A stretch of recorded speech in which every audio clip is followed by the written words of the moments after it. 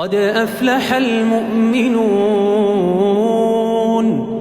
الذين هم في صلاتهم خاشعون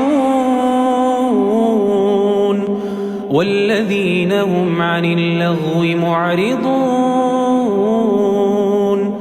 والذين هم للزكاة فاعلون والذين هم لفروجهم حافظون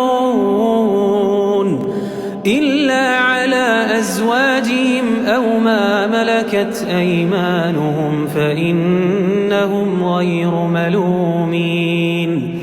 فمن ابتغى وراء ذلك فأولئك هم العادون